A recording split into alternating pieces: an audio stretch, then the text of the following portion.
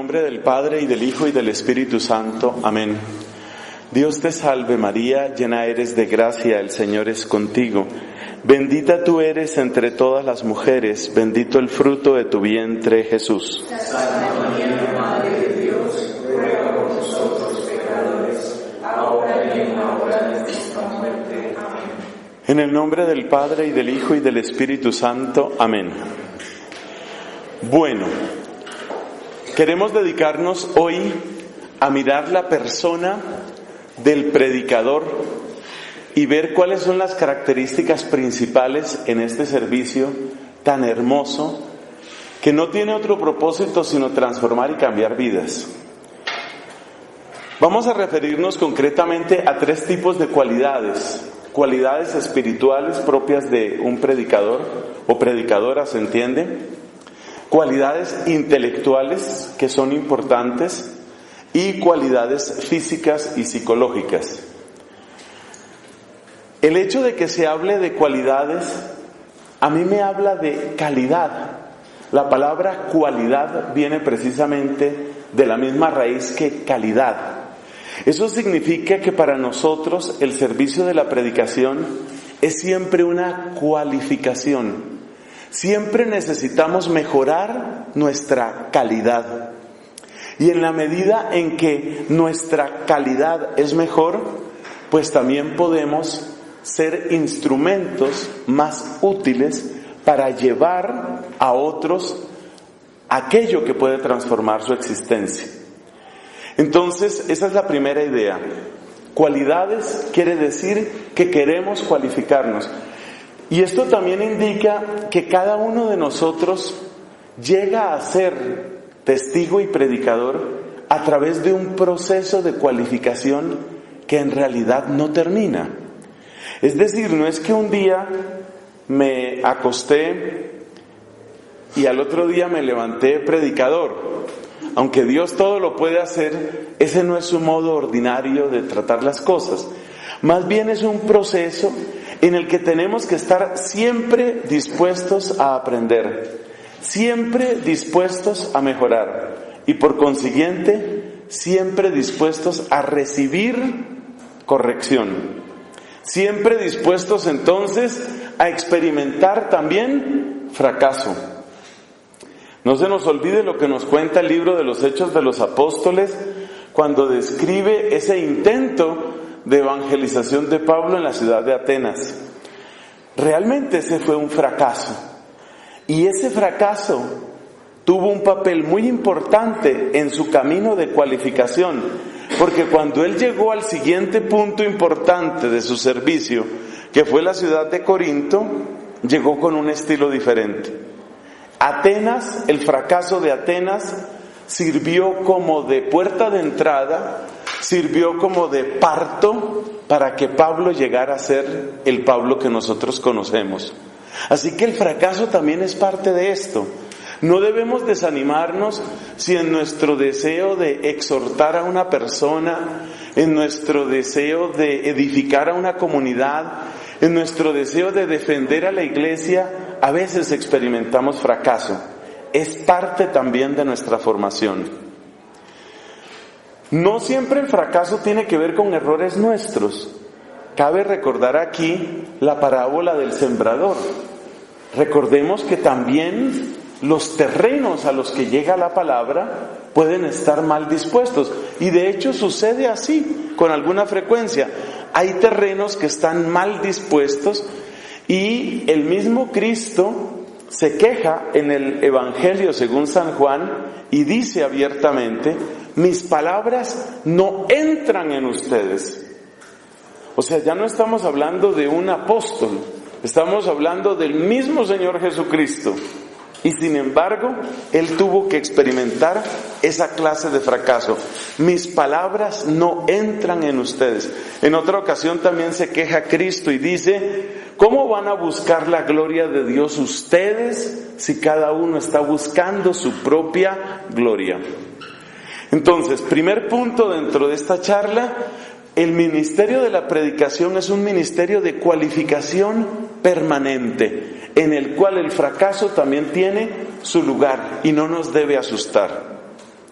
Por supuesto, que estas reflexiones del fracaso no nos hagan mediocres.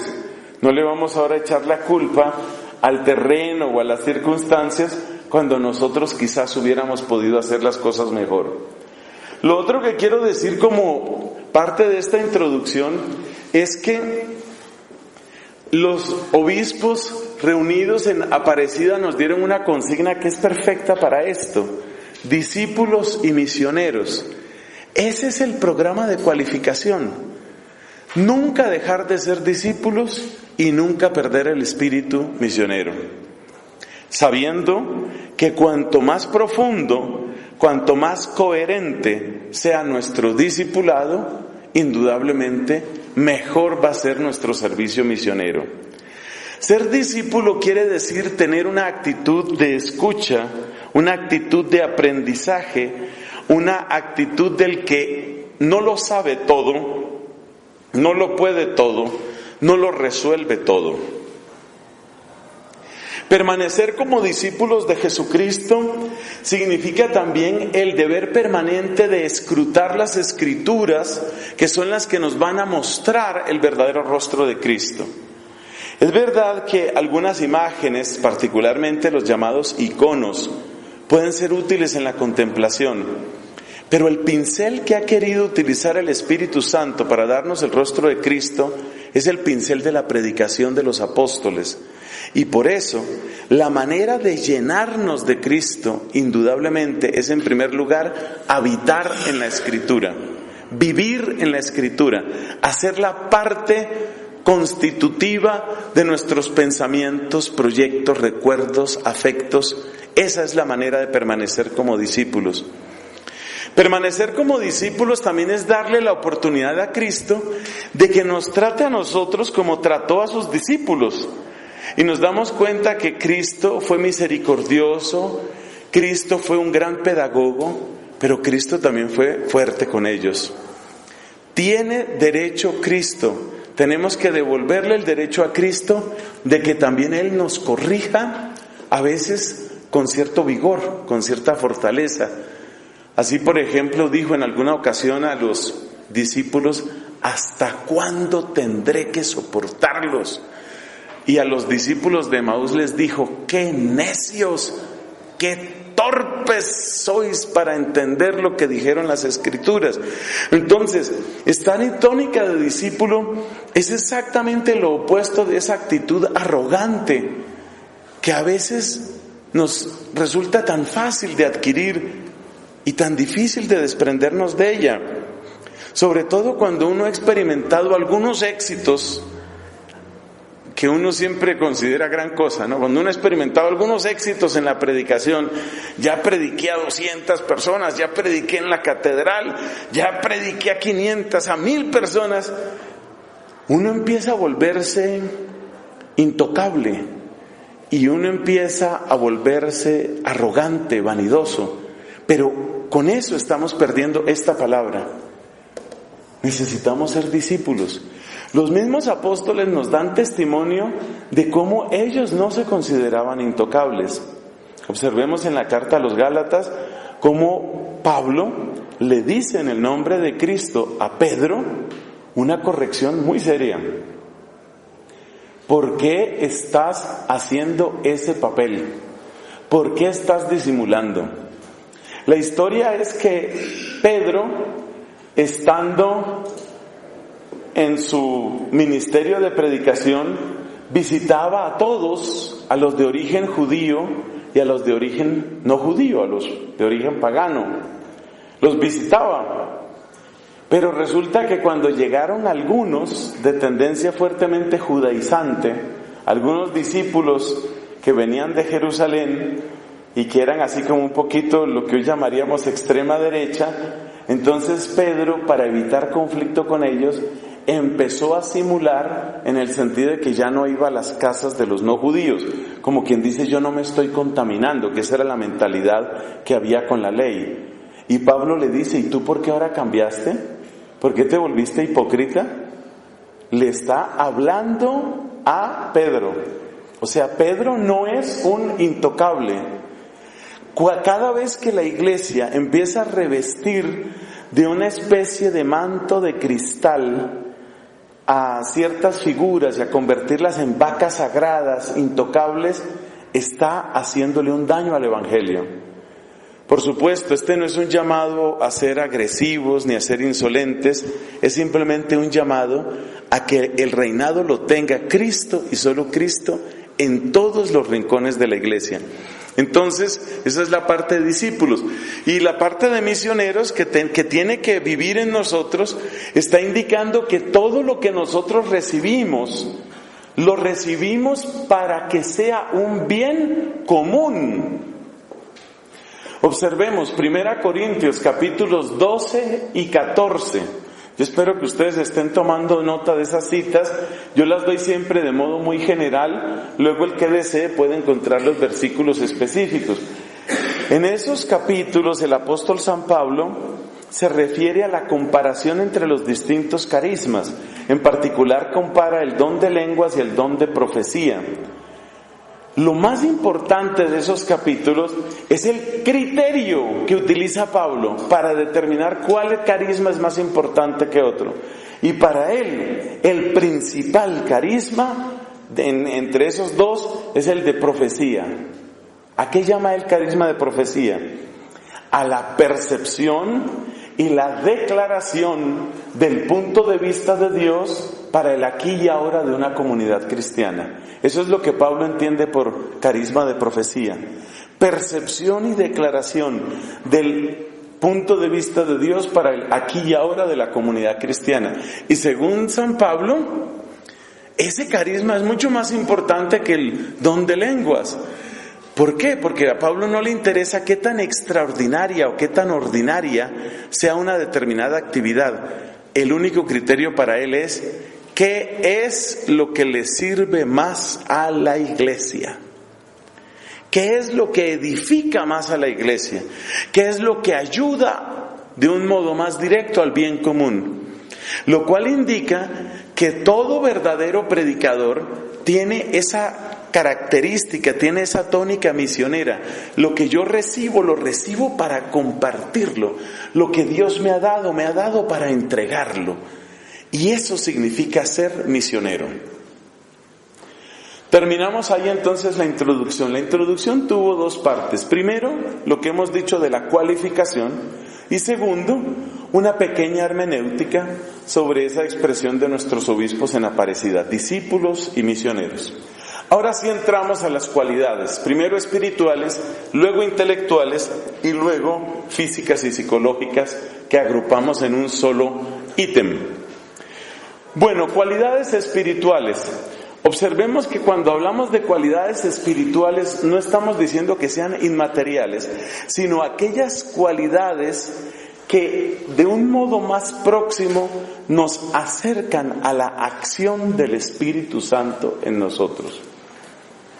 Es decir, los predicadores, las predicadoras tienen que ser hombres de espíritu. Tienen que ser personas conscientes del don del Espíritu, personas movidas por el don del Espíritu, iluminadas por el don del Espíritu, sanadas por el don del Espíritu. Cuanto más sanados, iluminados, movidos por el Espíritu seamos, pues más tendremos de la verdadera espiritualidad. Con ese criterio quiero señalar 5 características, ustedes las tienen en nuestro tablero, 5 características o cualidades espirituales propias de un predicador. La primera es la caridad. Segunda, formación. Tercera, pertenencia. Cuarta, obediencia. Y quinta, la llamada parresía, que ya la vamos a explicar. Es una palabra que yo creo que en buena hora se ha popularizado, se ha difundido, y ya la vamos a explicar. Equivale más o menos a lo que llamaríamos valentía. No detenerse por miramientos o simplemente por condicionamientos humanos. Es como una libertad para proclamar lo que es de Dios. Esa es la parresía. Bueno, entonces, caridad. La primera característica de un predicador es que le mueve el amor. y le mueve el amor de Dios. Obviamente, según la antropología teológica, por ejemplo, de un San Agustín, de un Santo Tomás, de una Santa Catalina, el ser humano siempre se mueve por amor, siempre es el amor el motor de nuestras vidas. Pero como aquí estamos hablando de cualidades que brotan de la acción del Espíritu Santo, estamos diciendo que la primera pregunta que tiene que hacerse una predicadora o un predicador en su servicio es: ¿qué amor me mueve? Recordemos aquella palabra que dice el apóstol San Pablo: la caridad de Cristo nos urge. Frase que a veces se cita en latín: caritas Christi urget nos. Nos urge. La caridad de Cristo nos urge, nos empuja, nos mueve. La caridad de Cristo nos mueve. Entonces la primera pregunta que tiene que hacerse uno es: ¿cuál es el amor que lo está moviendo? Porque es que hay muchos tipos de amor. Y a uno lo pueden mover distintas clases de amor. A uno lo puede mover, por ejemplo, el amor propio. Repito lo que he dicho: cuando uno ha tenido un poquito de éxito, fácilmente se vuelve adicto a los micrófonos, a los reflectores, a las cámaras. Refiriéndose a un cierto prelado de nuestra Iglesia Católica, me decía alguien que lo conoce bien, me decía: es que él se transforma cuando le ponen un micrófono. Ante un micrófono y saber, me van a escuchar. Ver que hay una cámara de televisión que me está enfocando, eso es adictivo para algunas personas. Y es transformativo en un sentido malo para algunas personas. Entonces, ¿qué me mueve? ¿Cuál es el amor que me mueve? Por supuesto, este examen solo se puede hacer en profundidad si nosotros vemos las dos dimensiones que tiene la palabra caridad aquí. Caridad recibida, es decir, el amor que ha llegado a mi vida. Me he sentido amado hasta el extremo, dice el evangelista San Juan: habiendo amado a los suyos que estaban en el mundo, los amó hasta el extremo. Y ese extremo se muestra de distintas maneras en las distintas culturas y en las distintas personalidades de cada quien, pero se muestra. Tener una experiencia extrema del amor es tener una experiencia que me rebasa, que es lo que vamos a ver en la siguiente dimensión. ¿Cuáles son mis experiencias del amor? ¿En qué momento me he sentido amado? Me he sentido amado por encima de toda palabra, de toda idea, de toda consideración. Casi siempre, por lo menos esa es mi experiencia, las personas que pueden dar una respuesta concreta a estas preguntas son las personas que han tenido un buen retiro espiritual o que han hecho un itinerario en algún camino de conversión. Entonces, si yo hablo con una persona del camino neocatecumenal, seguramente me va a contar su historia y me va a decir: yo hice las catequesis del camino y en el curso de esas catequesis me di cuenta que era un miserable pecador, pero un día entendí que a este miserable pecador lo ama Dios. Eso significa caridad recibida. Esa persona lo vivió así. Mucha gente en la renovación carismática católica ha tenido experiencias muy fuertes de llanto, desmayos. Esas experiencias yo no las desprecio, sino que las aprecio, porque las he vivido y porque sé que cuando una persona se ha sentido amada hasta el llanto, un llanto incontenible, eso no se le va a olvidar. Y esa base es importantísima, porque el que ha tenido esa conciencia de ser amado hasta el extremo, luego quiere que su predicación transmita ese mismo amor. Hay una ley general de la oratoria, no solo de la oratoria sagrada, sino de toda oratoria. Esa ley general es la siguiente: tus palabras llegarán en tus oyentes a la misma o menor profundidad de cuanto llegaron a ti. Entonces, si la profundidad de la palabra, de la experiencia del amor en mi vida fue 1 de un total de 10, quiere decir que muy posiblemente mis palabras van a llegar solo superficialmente a los demás.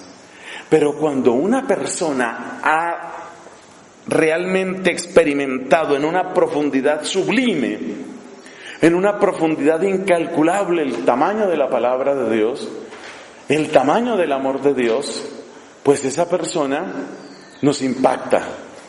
¿Cuáles son los testimonios que más nos impactan? Los de las personas que pueden contar de un modo más vivencial por qué se han sentido amadas. Hay un portal en internet que recomiendo con frecuencia, se llama Religión en Libertad. La razón por la que lo recomiendo es porque prácticamente todos los días traen testimonios, muchos de ellos en video, y muchos de ellos son testimonios de personas con experiencias densas de caridad. Me acuerdo el caso de uno que hoy es sacerdote y que en una época de su vida fue un rockero satánico, hoy sacerdote de Dios. O pensemos en el caso de una persona que iba a ser abortada por su madre, por su mamá, y que finalmente, por una circunstancia que solo se puede atribuir a Dios, pues no fue abortada. Y esa persona mira con gratitud el regalo de la vida y habla de lo que significa luchar contra el aborto. El mensaje de una persona de esas nos llega más profundamente porque su experiencia es más profunda. Entonces, no hay manera de mejorar la predicación si no mejora la calidad de nuestro amor. Y no hay manera de mejorar la calidad de nuestro amor si no se mejora la experiencia de ser amados. Por eso hay una frase de San Pablo que la hizo suya, la hizo tan suya el bendito Ignacio de Loyola, que se utiliza como antífona litúrgica en su día. Ojalá tenga yo una viva experiencia del amor de Cristo crucificado y del poder de su resurrección. Porque solo el que ha sido así sacudido, el que ha recibido ese amor, luego cuando va a hablar, eso es lo que le sale. Ese es el amor que le sale. Fíjate que ponemos en primer lugar el amor. Antes de formación, antes de estudios, posgrados, antes de capacitación técnica, la primera pregunta, antes de que te levantes y digas, yo quiero predicar, la primera pregunta es, ¿amas? ¿De quién te has sabido amado? ¿Cuál es la profundidad de ese amor? Alguien podrá preguntar, bueno, pero ¿cómo se puede medir ese amor? A ver, padre, ¿usted cómo va a saber cuál es el nivel de amor que yo tengo? ¿Eso quién lo puede saber? Nadie lo puede saber. Tienes razón. Es difícil utilizar marcas completamente objetivas, pero sí hay criterios de discernimiento. Por ejemplo, se sabe muy bien que los amores más grandes vencen a los amores chiquitos.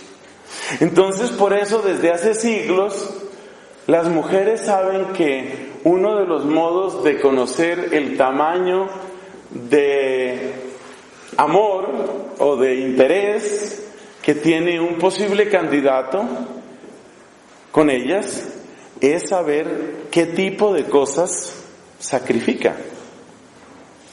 Entonces, resulta que él, que dice amarme mucho, tiene un examen importantísimo mañana, muy importante, pero atravesó media ciudad para llevarme una cajita de trufas y para decirme, amor, tú sabes que no me puedo demorar, pero no quería dejar pasar esta fecha sin decirte, eres muy importante para mí. Besito, mua, mua, y se va. Otra vez a atravesar media ciudad. Claro, eso en las condiciones de movilidad, no estoy haciendo política, en las condiciones de movilidad de Bogotá supone un tamaño de sacrificio bárbaro. O sea, atravesar media ciudad de para allá, entregar las trufas y devolverse. O sea, el chiste, como decimos en Colombia, el chiste le salió por 3 horas. 3 horas preciosas que seguramente va a tener que robar a su sueño. El hecho de que él se prive de 3 horas de sueño por traerme 4 trufas, que por supuesto ella no se comerá, y si se las come guarda esa cajita hasta el día del entierro de él. Ese hecho sirve para medir ¿qué? Amor. Entonces sí se puede medir el amor. ¿Cómo se mide? No se mide con una escala, como la escala de las dioptrías de los optómetras, no se mide como la escala de peso que tienen los médicos, que últimamente todas están dañadas, no sé por qué. No se mide de esa manera, sino ¿cómo se mide? Se mide mirando qué sacrifica. Y por eso la pregunta que yo le hago a la gente que está interesada en estos temas es, ¿tú qué has sacrificado por Cristo? O sea, ¿cuál es la media ciudad que tú atraviesas? ¿Cuál es la prisa de tu corazón cuando se trata de las cosas de Dios? ¿Qué es aquello que tú realmente sacrificas, entregas por Cristo? Hacia el final de su regla monástica, el gran San Benito de Nurcia resume todo el propósito de la santidad y de la vida en el monasterio con estas palabras: no antepongan nada a Cristo, que se traduce por no vayan a caer en sacrificar a Cristo para que algo más vaya primero. O dicho de otro modo, sacrifiquen cualquier cosa por Cristo. Entonces el amor sí se puede medir, la experiencia de amor sí se puede medir, se miden las cosas que yo sacrifico. Uno se da cuenta que cuando una persona realmente ama, empieza a sacrificarse. A mí me impactan las cosas tan bellas que hacen tantas personas simplemente porque aman. Es algo tan hermoso, tan hermoso. Cuando estuvo en sus días finales mi madre, una de sus hermanas vino desde muy lejos, esta es religiosa, vino desde otro país incluso. Muchas veces tenía que quedarse a pasar la noche con mi madre y las condiciones de ese hospital eran extremadamente incómodas. Entonces, ver a esta hermana, en los dos sentidos, religiosa, pero también hermana de carne de mi madre, ver a esta mujer pasar 1 y 2 y 3 y 5 noches malas, todas malas, solamente por estar cerca y por servir y por estar atenta, eso es amor. Entonces el amor se mide en sacrificios, el amor se mide en qué es lo que tú pierdes, y el que no quiere perder nada que no diga que ama mucho, porque es falso. Ese criterio tiene que utilizarlo uno. La Iglesia lo utiliza también cuando nos dice que los testigos supremos de la santidad ¿son quiénes?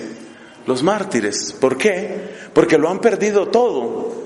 Y muchos de ellos lo han perdido todo de una manera terriblemente dolorosa, espantosamente dolorosa. El hecho de que muchos de ellos hayan entregado su vida en esas condiciones impacta. San Policarpo de Esmirna fue quemado vivo, era un anciano, tenía más de 80 años de edad. Ustedes y yo conocemos la fragilidad de las personas a esa edad, y piensa este anciano que lo están amarrando a un poste para quemarlo, teniendo en cuenta que esas torturas, esa clase de suplicios muchas veces iban adornados de todo tipo de humillaciones y de todo tipo de agravantes. Por ejemplo, se utilizaba leña medio verde para que durara mucho tiempo en calentarse y la persona sufriera al máximo.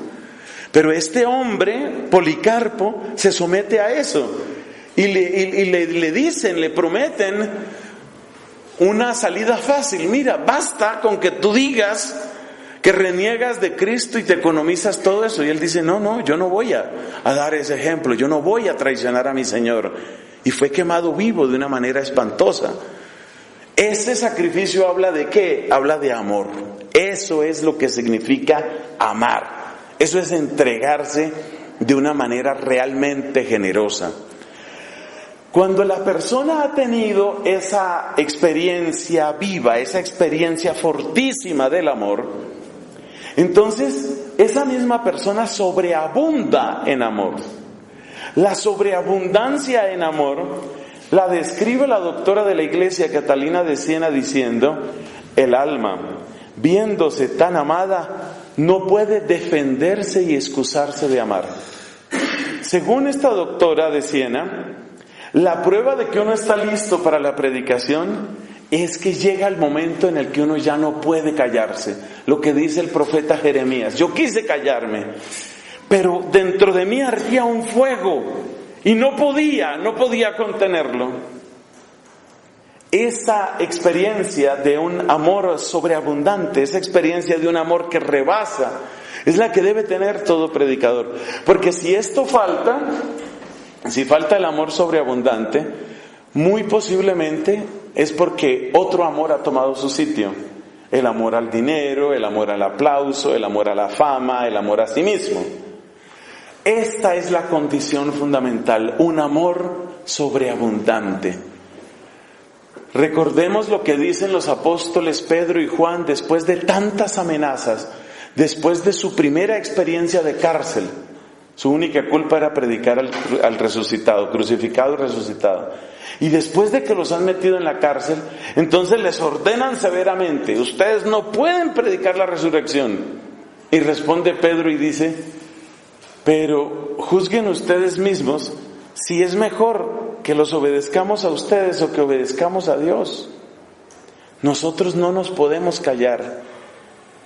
¿Quién habla así? La persona que está rebasada. Sobreabundante alude a ¿qué? A rebasamiento. Estoy rebasado. No puedo contener lo que hay dentro de mí. Por eso tengo que hablar. Tengo que decirlo. Esa experiencia es indispensable como base del verdadero ministerio de la predicación. Pasemos a la segunda característica espiritual, la formación. El entusiasmo propio de quien se siente amado es un requisito que ya hemos ponderado bastante en esta charla, pero no es suficiente. El solo entusiasmo no es suficiente. Y la misma Escritura nos demuestra en varios lugares que cuando hay entusiasmo pero no hay la debida formación que significa adquisición y consolidación en la virtud, y que significa adquisición y consolidación en el conocimiento. Por eso aquí ponemos formación existencial y formación doctrinal. Son las dos las que importan. Es como cuando se dice que el feto se está formando en el vientre de la mamá. O sea, la formación es Dios me está formando, está haciendo de mí otra persona. Eso es lo que llamamos formación, ¿qué? Existencial. Pero luego también está la parte de los conocimientos, que la vamos a profundizar aquí en las cualidades intelectuales. Entonces se necesita una formación existencial, que Dios ya haya consolidado cierta virtud dentro de nosotros. En esto se necesita un discernimiento que a veces no es fácil, porque resulta que habría como dos extremos, ¿no? Un extremo es el de las personas que apenas conocer unos rudimentos ya creen que pueden convertir al mundo entero, y a veces esas experiencias terminan en unos brotes de fanatismo o en unas presiones indebidas sobre parientes o sobre amigos. Caso típico del que hizo un retiro, salió feliz del retiro y luego empieza a hablar y hablar y hablar del retiro. Tienes que ir al retiro, si no vas al retiro no sabes nada. O como pasaba en mis tiempos antiguos, yo sé que esto fue el siglo pasado, Como pasaba en mis tiempos con algunos de la renovación carismática, que empezaban en medio de su entusiasmo a distinguir entre cuál es el padre renovado y el padre no renovado. De manera que si el padre no está renovado, mientras ese padre no tenga efusión del Espíritu Santo, esa ordenación no le sirvió para nada. Fíjate que ya se cae fácilmente en herejía ahí. Entonces, el entusiasmo lleva a cometer muchos errores. El entusiasmo también lleva a que el demonio se burle de nosotros. Y por eso hay que pedir mucho discernimiento en esto. Está bien que estemos llenos de amor, y tiene que ser así, pero no confundamos el amor con el entusiasmo. Esa frase le puede servir. No confundamos el amor con el entusiasmo. Una cosa es tener vivísimo amor y otra cosa es estar simplemente entusiasmado. Entre otras cosas, lo del entusiasmo se parece mucho a la parábola del sembrador leída desde otro ángulo. ¿Te acuerdas que dice nuestro Señor Jesucristo que hubo semilla que cayó en una tierra que no era muy profunda y brotó inmediatamente? Ese es el entusiasmo. Entonces, así también pasa en algunas personas en el ministerio de la predicación. Es decir, que esas personas empiezan a sentir una gran efusividad, un gran entusiasmo, pero ese todavía no es amor consolidado. Hay que formarse. En el otro extremo, un extremo es los que se dejan llevar simplemente por el entusiasmo, pero es que hay otro extremo. ¿Cuál es el otro extremo? Es el de las personas que nunca están listas. Tengo que prepararme más, tengo que hacer otra maestría, tengo que hacer otro curso, tengo que hacer otro doctorado. Y solamente, y casi siempre, ven las cosas desde el punto de vista del estudio. La verdad en este caso, como en tantos otros, está en el medio. Ni tanto ni tan poquito. No nos podemos dejar llevar simplemente por el entusiasmo, pero tampoco podemos esperar a que seamos más o menos un cruce entre Santo Tomás de Aquino y San Pablo para decir, ahora sí. Ahora sí. ¿Por qué? Porque ya en ese momento no le responden las piernas. Entonces no pudo hacer su misión de predicación. Así no funciona. Entonces se necesita una medida. ¿Y esa medida quién la da? Pues ahí es donde vienen la importancia de las siguientes palabras. La pertenencia es la comunidad la que va viendo, la que va registrando y la que va realizando mi propio proceso de formación. En la Santa Iglesia Católica, todo el que se forma en un vientre, lo mismo que el feto en la barriguita de la mamá. Todos nos formamos en un vientre, ¿y ese vientre cuál es? Ese vientre es la comunidad a la que yo pertenezco. Y es la comunidad la que va discerniendo muchas cosas sobre mí. Pero dentro de la comunidad hay cabeza, y por eso aparece también la palabra obediencia. Entonces, yo sé que tengo que formarme. Yo sé que no me puedo quedar en el solo entusiasmo. Yo sé que tampoco puedo esperar a ser Santo Tomás de Aquino.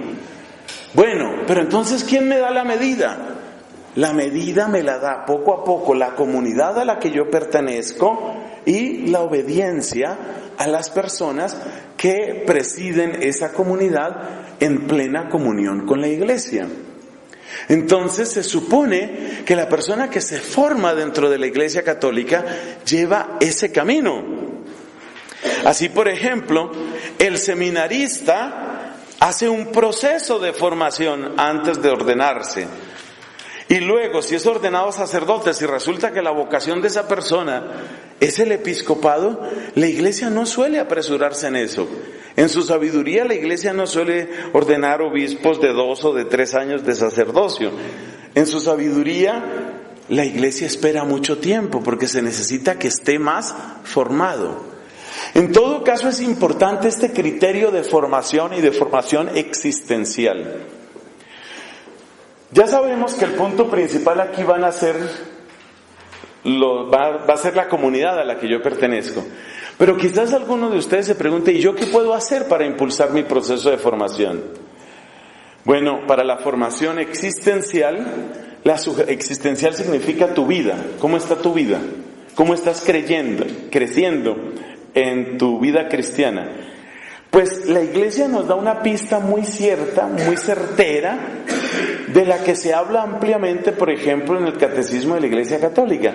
Toda la sección que tiene que ver con los mandamientos, con las virtudes.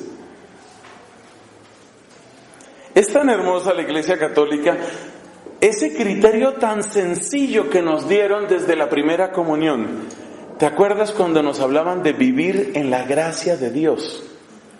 El solo hecho de hacerse como propósito vivir en gracia, estar en amistad con Dios, no perder la gracia de Dios y por consiguiente vivir de una manera coherente los mandamientos y las virtudes propias de la vida cristiana, ya ese es un itinerario de formación. Hay personas que me parece que le dan demasiado peso al tema de tener un director espiritual. Hombre, sí, a partir del siglo XIII, siglo XIV se va afianzando en la Iglesia la idea de que hay que tener un director espiritual, pero eso no es dogma que venga de los apóstoles, eso no es algo que sea absolutamente indispensable. Más bien lo que sí necesitamos es que en el momento de las dudas o en el momento de un buen consejo haya a quien acudir. No debe desanimarse nadie si no encuentra, el que pueda encontrar un buen director espiritual, gloria a Dios. Pero si no lo encuentras, no te desanimes, porque es que ya tienes muchas normas de dirección espiritual en el solo hecho de ser un buen católico.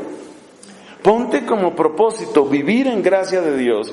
Mira lo que implican los mandamientos. Confiésate con frecuencia. Haz tus momentos de silencio y de examen de conciencia ante el Señor y tú irás descubriendo que efectivamente se va dando un proceso de formación en ti. Además, no se nos olvide un principio que es esencial en la vida cristiana y es que el primer formador es el Espíritu Santo.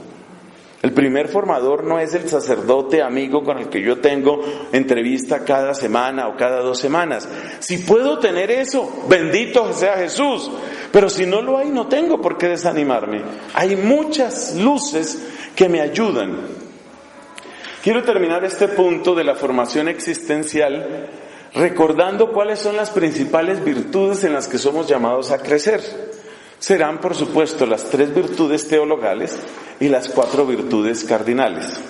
Las 3 virtudes teologales, fe, esperanza y amor.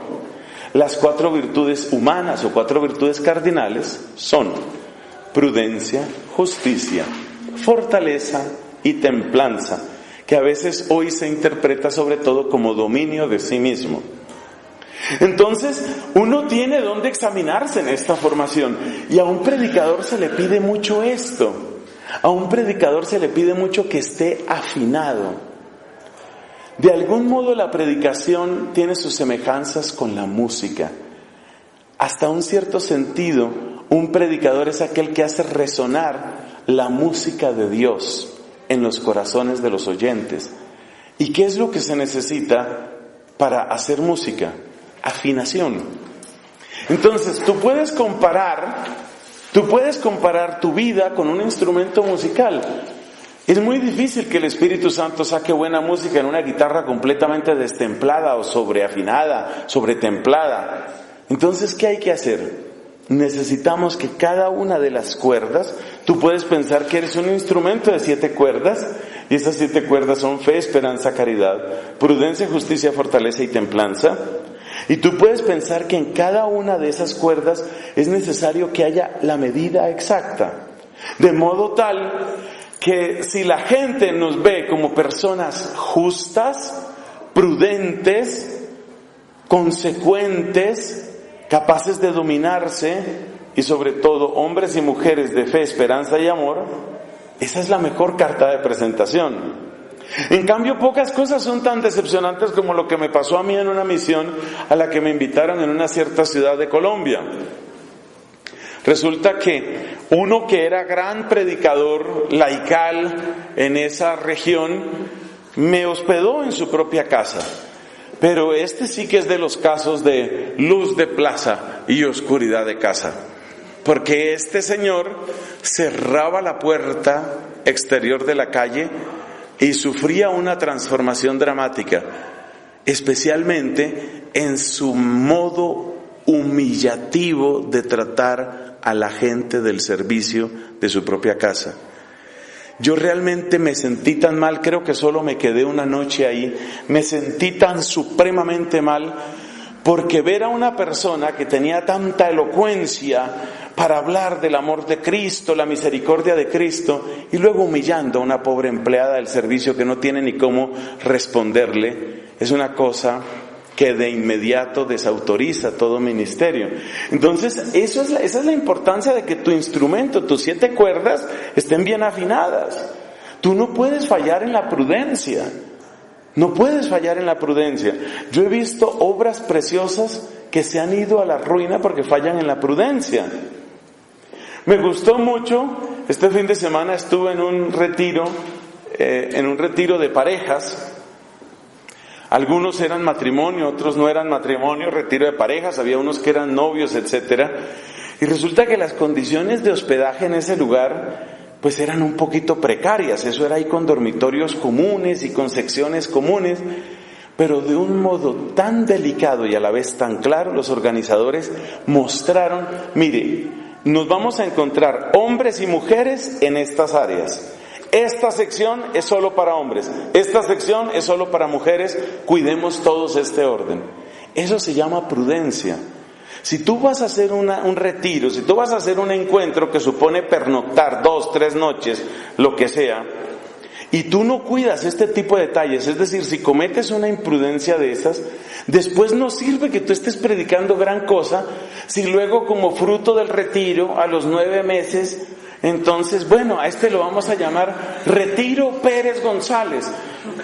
Esas imprudencias han echado a perder grandes obras. Eso se llama ser imprudente. Entonces, ahí está el tema de la formación. Necesitamos predicadores formados, gente que vive en gracia de Dios, gente que practica las virtudes, gente que tiene su corazón afinado. Sobre la formación doctrinal, pues ya hablaremos más aquí, ¿no? En la parte intelectual. Pasemos a la tercera cualidad espiritual, sentido de pertenencia. Puesto que la manera típica de realizar el servicio de la predicación es que hay una persona que habla y muchas personas que escuchan, muy fácilmente los predicadores y predicadoras podemos caer en las infinitas variedades de la ecolatría que existen en esta tierra. Sobre eso vamos a hablar acá al final, cuando mencionemos lo que se llama el descentramiento, que es una de las características psicológicas más importantes para los predicadores. Pero por ahora digamos aquí que tener sentido de pertenencia es darse cuenta de lo que dijo San Pablo: no nos anunciamos a nosotros mismos. Tener sentido de pertenencia sobre todo es darse cuenta que la fe que yo predico no es la fe que yo me inventé.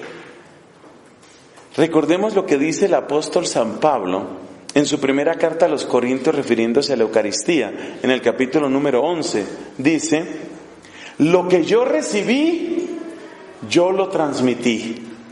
Ese es el lema de un predicador y eso es lo propio de quien tiene verdadero sentido de pertenencia. Recuerdo incluso el texto griego: paredoka humin hokai parelabon. Os he transmitido lo que yo recibí. Quiere decir, no soy dueño de nada. No soy dueño de nada.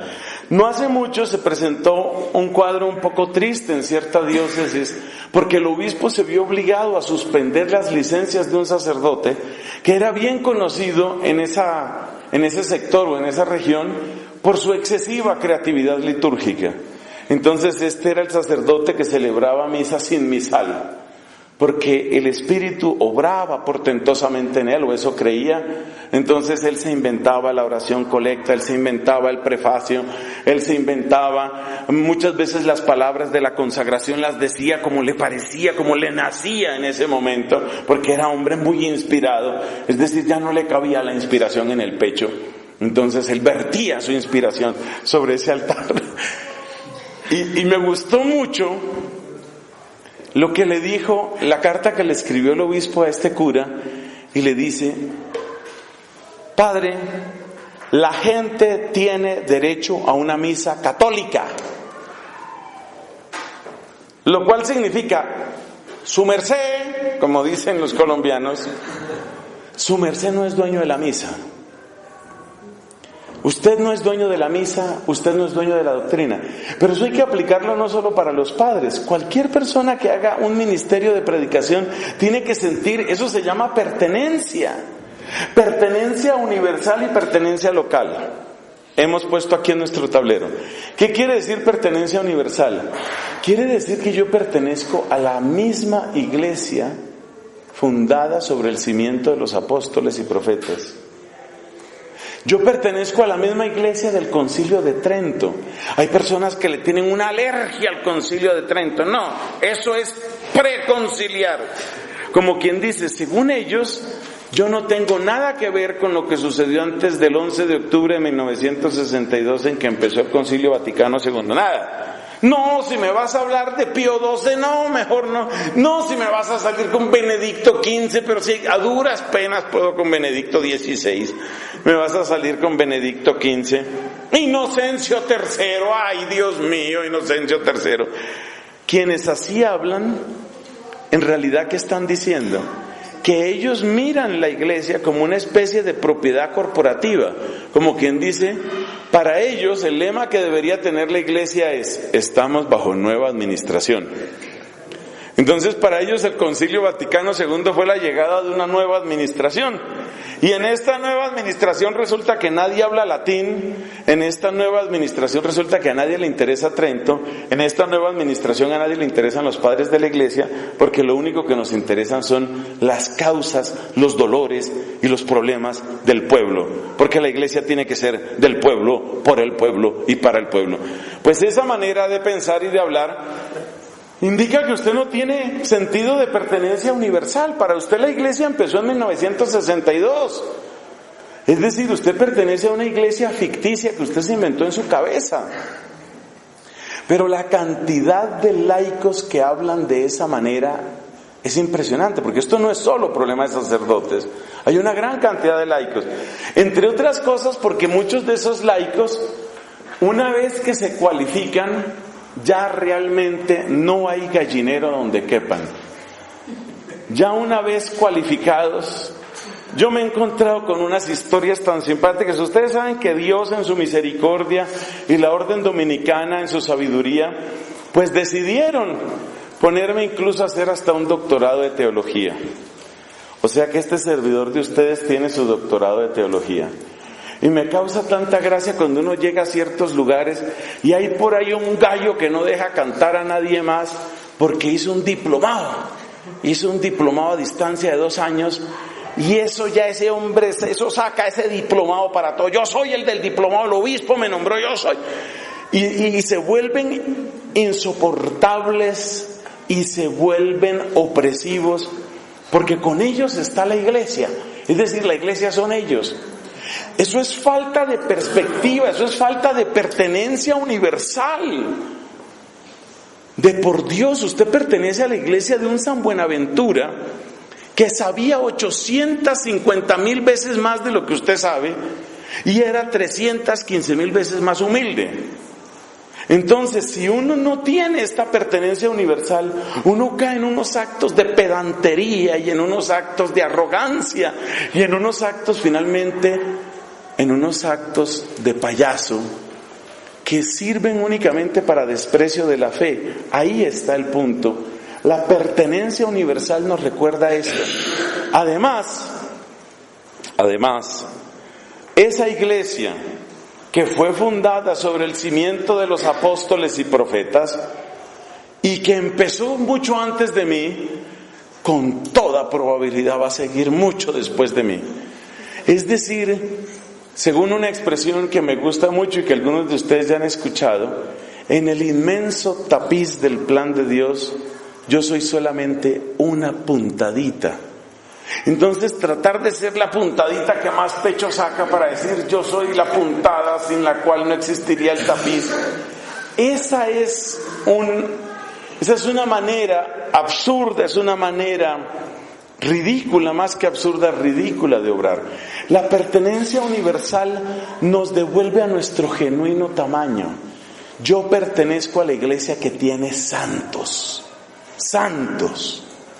Y cuanto más conoce uno las vidas de los santos, más recupera su tamaño normal. Yo pertenezco a la iglesia que tiene doctores. Entonces, acérquese, por ejemplo, aproveche los 500 años del nacimiento de Santa Teresa de Jesús. Acérquese a un verdadero pozo. Eso es conocer a Cristo. Lea a Santa Teresa. Eso es conocer a Cristo. Acérquese a la magnitud de la inteligencia de un Alberto Magno. Acérquese a las preocupaciones de un Gregorio. Acérquese a ese gigante del primer milenio, siglo V. Ya varios me han escuchado. Después de la Biblia, el libro más importante que tiene la Iglesia se llama la Carta a Flaviano, también conocida como el Tomo a Flaviano. ¿Flaviano quién es? Flaviano es el patriarca de Constantinopla en tiempos del Papa San León Magno. Y el llamado Tomus ad Flavianum, se cita en latín, Tomus quiere decir libro, volumen. La Carta a Flaviano es tal vez el documento, después de la Biblia, el documento más importante que tiene el cristianismo. Lo escribió un ser humano que se llama el Papa San León Magno. Yo digo, si uno fuera San León Magno y uno hubiera escrito el Tomus ad Flavianum, tal vez podía sacar pecho. Pero para lo que uno ha hecho, para lo que uno es, de por Dios, recordemos qué es la iglesia y quién es la iglesia. Y recuperaremos nuestro tamaño normal, nuestra humildad, nuestra sensatez, pero también nuestra alegría. Porque en esto me doy cuenta de todo lo que Dios ha hecho. El apóstol San Pedro nos invita a entrar como piedras vivas en la edificación de la casa de Dios. Eso es lo que yo soy. Al mismo tiempo es mi alegría que yo ayudo a edificar la casa de Dios. Pero ¿qué soy yo? Yo soy la cornisa menor del 5º piso por allá metida, la que da para el baño y el basurero. Ese soy yo. Pero estoy en la casa de Dios y estoy en la cornisa. Ese soy yo. Esa conciencia nos da humildad y nos da alegría, y eso se espera de un predicador, que tenga humildad y que tenga alegría, que tenga ese sentido de proporción. Es necesaria también la pertenencia local, Pertenencia local, ¿qué significa? Pertenencia local significa que nosotros no somos ruedas sueltas. Ya dijimos, yo pertenezco a una comunidad específica, a una parroquia específica, a una diócesis específica. Entonces me interesa ¿qué? El plan pastoral de mi diócesis.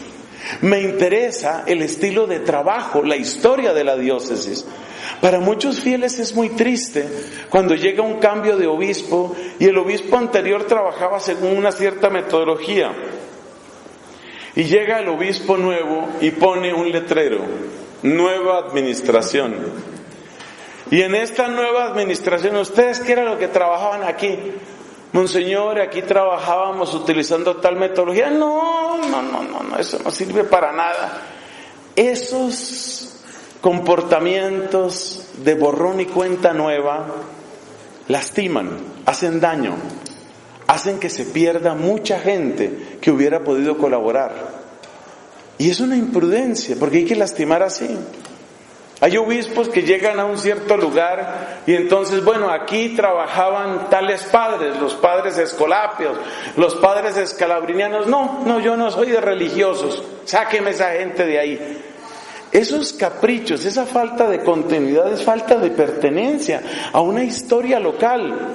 Permítame que le diga con todo respeto, Monseñor, esta diócesis empezó antes de usted y sigue después de usted. Y lo mismo nosotros, tenemos que ver cómo podemos servir, cómo podemos integrarnos desde la originalidad y desde las características idiosincráticas propias nuestras ¿Cómo podemos integrarnos en un mejor servicio? Eso es sentido de pertenencia. Llevamos 3 cualidades: caridad, formación, pertenencia. Luego viene el tema de la obediencia. La obediencia no es palabra que resulte muy simpática a mucha gente. Y yo he visto que a los predicadores les pasa lo mismo que a los músicos. Todo músico considera que es lo máximo con su instrumento. Y eso significa que a veces es difícil para los músicos recibir instrucciones, pero sí las reciben. Hay buenos músicos también, claro. Me refiero al ámbito de la fe y de la liturgia, por supuesto. Sí hay gente que como dicen, se deja hablar. A veces es más difícil con los maestros, los teólogos, maestros de la fe, los teólogos, los predicadores. ¿Por qué? Porque fíjese lo que está sucediendo en este mismo momento. En este mismo momento pues hay un grupo de personas aquí y es muy fácil y muy tentador para el que está hablando sentir: no hay autoridad como la mía en este lugar. Y ese ego, esa vanidad va haciendo que uno solo se escuche a sí mismo. Se describe al heresiarca Nestorio, el que dio origen al nestorianismo, se le describe como una persona que, sobre todo en la fase final de su vida, solo leía lo que él mismo escribía. Nadie le daba la medida. Él no necesitaba aprender de nadie. De nadie necesitaba aprender, porque él, convertido en pozo eminente de sabiduría por el Espíritu Santo, otros dirán charca fangosa, pero bueno, él se creía pozo eminente, no le hacía caso a nadie. Esa no es la iglesia. Por favor, que sirva para conversión mía y de todos la frase de Santo Tomás de Aquino cuando le llevan el viático. Estaba agonizando Santo Tomás. Le llevan el viático y Santo Tomás da este testimonio: oh precio de mi salvación, así saluda a Jesucristo. Por amor a ti trabajé, sufrí y estudié. Por amor, va adelante el amor. Por amor a ti trabajé, sufrí y estudié. Y luego lo recibe a Jesús con vivas muestras de alabanza y gratitud, y añade estas palabras: y si en algo me he apartado de la fe, como la confiesa la sede apostólica de Pedro, con gusto me retracto. Santo Tomás de Aquino, obediente, con gusto me retracto. Lo que tenga que dar pie atrás, doy pie atrás, porque yo no soy dueño. Fíjate cómo hay una coherencia en todo esto. La persona que se considera dueña del mensaje no se deja corregir de nadie, no se deja mandar de nadie. Yo sé a quién le voy a hablar, déjeme que yo sé lo que hago. En cambio, esta persona, el que vive en la obediencia, es porque precisamente ha encontrado primero que el mensaje no es suyo. Eso significa que la raíz, la verdadera raíz de la obediencia está en ¿dónde? ¿Cuál es la palabra que da origen a la obediencia? La disponibilidad. Mi carisma, si lo tengo, el carisma de la predicación, mi carisma es talento que yo pongo a disposición de la iglesia. Eso quiere decir que quien es mi cabeza, desde el punto de vista de la iglesia visible, por ejemplo, en el caso de un religioso va a ser su provincial, en el caso de un sacerdote va a ser su obispo, en el caso de un catequista pues va a ser su párroco.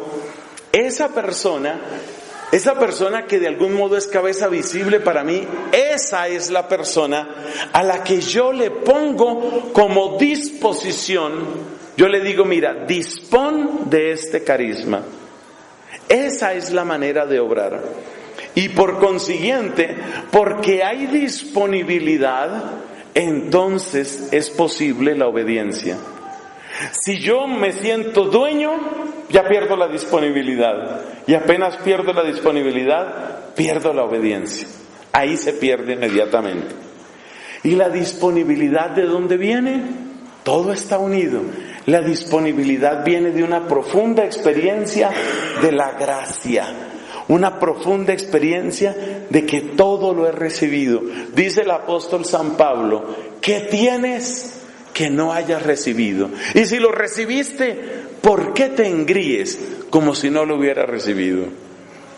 Entonces la obediencia, aunque es difícil, realmente no es algo tan extraño. La obediencia en realidad es el fruto natural de una experiencia de gracia. La gracia me está recordando, la obra de la gracia me está recordando de un modo profundo, me está recordando que, pues que todo es don. Y si todo es don, no es mío. Y si no es mío, yo soy disponible. Y si soy disponible, soy obediente. Dicen las constituciones de los frailes predicadores que el mayor bien que trae la obediencia es la unidad. La obediencia trae unidad. Allí donde se rompe la obediencia, se rompe la unidad.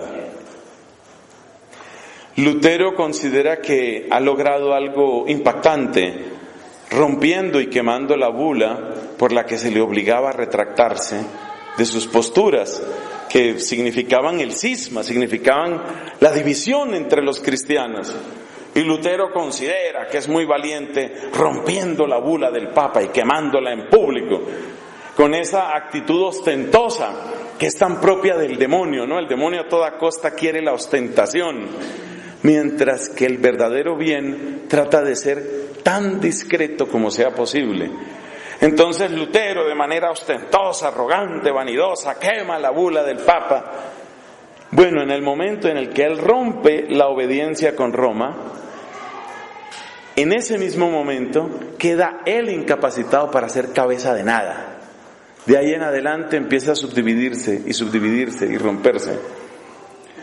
Como dice un prestigioso apologeta católico, José Miguel Arraiz, que escribe en Infocatólica, como dice este hombre que ha dedicado mucho tiempo a eso de conocer y defender la fe católica, dice él, miren, en este momento nadie tiene la cuenta exacta del número de grupos protestantes que hay en el mundo. O sea, el problema no es que se hayan dividido de Roma, el problema es que luego ya han perdido el principio de unidad de ellos mismos. Y por eso uno de los ecumenismos más difíciles es el ecumenismo con los protestantes, porque no tienen principio de unidad. Y cada vez que uno descubre por dónde es que se logra la plática, o cuál es la enseñanza que no me gusta, o qué es aquello que yo puedo conseguir por mi propia cuenta, funda su propio grupo. Entonces la obediencia va unida a la unidad. ¿Y qué nos dice nuestro Señor Jesucristo? Que todos sean uno para que el mundo crea. Es la unidad la que se presenta como prerequisito para la fe. Esto significa que el que no predica desde el aula de la unidad, el que no predica entonces desde el aula de la obediencia, está batallando contra Cristo. Y esto me parece muy lamentable, porque quizás muchos pastores protestantes no tienen conciencia de esto, que están predicando contra Cristo, aún anunciando el nombre de Cristo y aún aporreando la Biblia con todo tipo de citas, están trabajando contra Cristo, porque están trabajando contra la unidad. Esta es la gravedad que tiene este tema, el tema de la obediencia. Eso quiere decir que el predicador que pierde la obediencia perdió ya su capacidad de trabajar para Cristo. Ya no le está trabajando a Cristo, hermano. Y yo te digo una cosa, si tu trabajo es espiritual y no le estás trabajando al Espíritu de Cristo, yo sí sé a qué espíritu le estás trabajando. Así que hay que tener temor y temblor, como dice San Pablo, sobre este tema, porque el que se aparta de la obediencia, se aparta de la unidad, y entonces, en vez de ser un aliado, y de ser un discípulo, y de ser un instrumento de la gracia de Cristo, en realidad está trabajando contra él. Por último, hemos mencionado la palabra parresía. Parresía Parresía es una palabra que aparece varias veces en la Biblia, pero sobre todo en el libro de los Hechos de los Apóstoles, para indicar la libertad y valentía en la expresión de la fe fuera de todo miramiento humano. Eso es lo que significa parresía. Y esto es muy propio del predicador. Fíjate cómo se complementan la parresía y la obediencia. La obediencia, esto para que lo escribas por favor, la obediencia sin parresía se convierte en servilismo. Entonces el cura que le obedece al obispo, pero que jamás le diría nada al obispo, que no le guste oír al obispo, entonces va a convertir al obispo en el ídolo. Y entonces, en vez de ser simplemente obediente, va a caer ¿en qué? Servilismo. Bueno, y la parresía sin obediencia, cuando hay parresía pero no hay obediencia, ¿qué tenemos? Rebeldía. El que dice, no, yo tengo libertad para hablar lo que el Espíritu me muestre, eso se llama Lutero. Eso se llama Leonardo Boff. Yo hablo lo que me parece, lo que a mí me parece, lo que tengo que decir, yo lo digo. Y el que habla de esa manera entra en rebeldía. Entonces hay una complementariedad muy necesaria entre la obediencia y la parresía. Repito, obediencia sin parresía se vuelve servilismo. Parresía sin obediencia se vuelve rebeldía. Es en la complementación de estos dos donde se da el verdadero punto de servicio a Cristo y a la iglesia.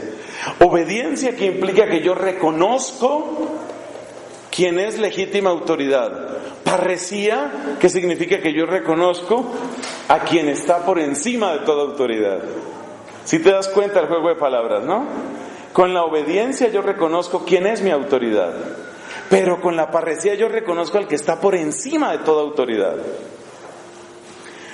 Tengo un ejemplo reciente de parresía, precisamente del lugar donde estaba misionando, para que se vea cómo hay personas que están llenas del Espíritu Santo sin necesidad de ofender y sin necesidad de ser agresivos. Resulta que en ese mismo lugar donde yo estuve predicando, hace unos cuantos años llegó un obispo muy carismático, él gran persona, pero con un temperamento así como muy fuerte y tal vez demasiado consciente de su dignidad episcopal. Porque a veces pasa eso, que la gente se vuelve demasiado consciente. Tiene una vivísima conciencia, casi exaltada conciencia, hipertrofiada conciencia de su dignidad episcopal. Entonces este obispo regañando en público y echando voces y esto no funciona y no sé qué. Y una de las señoras se acerca y le dice, Monseñor, si tiene un problema con la organización, vamos a mi oficina y me habla a mí. Pero no hay necesidad de escandalizar a estas personas. Así le habló al obispo. Regáñeme a mí. Si tiene que decir algo, regáñeme a mí. Pero vamos a la oficina. Oiga, el obispo se quedó de una pieza. Él no esperaba que una señora le fuera a salir con esas. Esa señora habló con libertad. Una libertad que no es ofensa. Ella no dijo, todo está bien y usted es un desgraciado que no aprecia lo que se ha hecho. No, quizás hay fallas, quizás hay cosas que están mal hechas, pero esa no es la manera. Fue respetuosa con la autoridad, pero al mismo tiempo le hizo ver al obispo, por encima de usted hay otros bienes mayores, como por ejemplo la edificación del pueblo de Dios. Ese es un bien mayor. Bueno, de ahí en adelante se volvieron los superamigos. Eso era lo que necesitaba este hombre. Necesitaba encontrar esa señora valiente, no sé cómo se conjugará esa palabra, vamos a decir la señora parrésica. Necesitaba encontrar la señora parrésica valiente que le hiciera ver las cosas. Y eso es necesario. Pero repito, hay que tener esa sana combinación. Una última anotación sobre la parresía. Tengan en cuenta ustedes que es muy fácil equivocarse con la parresía, porque como a todos nos tienta el amor propio, como a todos nos tienta la vanidad, entonces también hay personas que van acumulando victorias, ¿no? Yo sí le digo, a cualquier cura yo le digo, y llevan clarita la lista de los curas a los que han vaciado. Este lo vacié, este lloró, el otro se salió, el otro... Es muy fácil. Es muy fácil caer en eso. Es muy fácil caer en eso. Y recuerda que la única razón para hablar con parresía es porque hay un amor supremo, porque hay un bien supremo. Y por consiguiente, según la expresión de Cristo, por los frutos se va viendo. ¿Cuál es el fruto que trae esa supuesta valentía tuya? 5 cualidades espirituales necesarias para todo buen predicador. Es una persona llena de caridad, una persona formada, que tiene claro sentido de pertenencia a la Iglesia universal y local. Es una persona obediente, pero también es una persona libre desde la libertad de los hijos de Dios para poner por encima los intereses de Cristo Jesús. Pasemos entonces a las cualidades intelectuales. 3 son las principales cualidades intelectuales. La primera es que esto corresponde, por supuesto, como ya dijimos, a la formación doctrinal, ¿no? La primera es interés, amor y tiempo. Esas 3, ¿no? Interés, amor y tiempo por el depósito de la fe. Cuando yo veo un predicador que lleva años y años repitiendo el mismo mensaje, dando las mismas conferencias, claro que uno necesariamente tiene que repetirse porque Cristo es el mismo, pero cuando uno ve que de alguna manera la persona se ha fosilizado en un determinado sector de la enseñanza bíblica o católica, se puede presentir que ahí falta una mejor preparación intelectual. El Papa Benedicto nos advierte de un peligro que se llama el canon dentro del canon. La lista oficial de los libros de la Biblia se llama el canon. Canon quiere decir lista oficial. Entonces nosotros sabemos que la Biblia tiene 73 libros y sabemos que son 73 y no otro número, pues porque tenemos claridad de los 46 libros del Antiguo Testamento, 27 libros del Nuevo Testamento. Eso no cambia, ese es el canon. Pero ¿qué pasa? Que es muy propio del ser humano hacer un canon dentro del canon. Es decir, hay ciertos libros en la Biblia que tal vez me entusiasman más o me gusta más volver a ellos, ciertos autores con los que yo me identifico más, ciertas posturas que son más próximas a mis intereses porque yo las considero más aplicables tal vez a mi realidad. Entonces es muy fácil quedarse uno con el canon dentro del canon, o sea, uno ya no se queda con toda la Biblia, sino solo con una mirada. Por dar un ejemplo típico, que es de bastante o de reciente actualidad, eso es lo que a veces pasa con el tema de la teología de la liberación, ¿no? Es verdad que la Biblia tiene denuncias muy serias con respecto a la injusticia social.